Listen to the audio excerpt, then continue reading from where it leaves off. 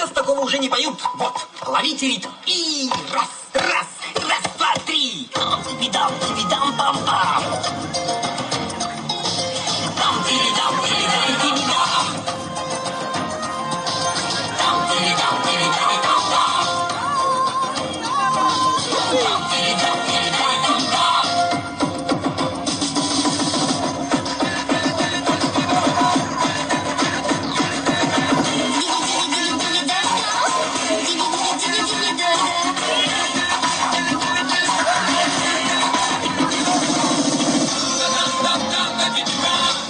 Разорались, город без гроша оставили. И хоть бы что, песни горланят.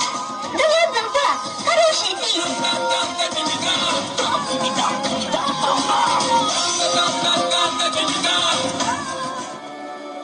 Ой, поглядите, люди добрые, конь богатырский упал. Нет, везде было по-людски. Десь городок вышли, люди до Давида пришли.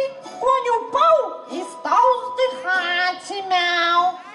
Ой, і зараз я його м'ячом своїм вколю. Вколю у траву, забуде про хворобу. Вколю под хвоста, затанцує гапака. Вколю под вуха, буде летать як муха.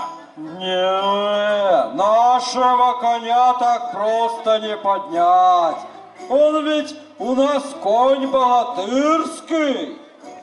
Дорогі городчуки, щоб коня нашого підняти, надо його дарами щедрими одарить.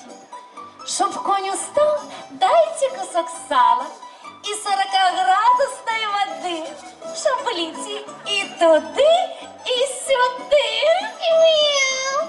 Ай, дайте ковбаски, да бубликов полную зв'язку. Мяу. Дайте коню ячменю, а нам грошей полну жменю. Де ж наш механоша? Іди збирай гроші. Давай, коні, пошли гроші збирати. А мы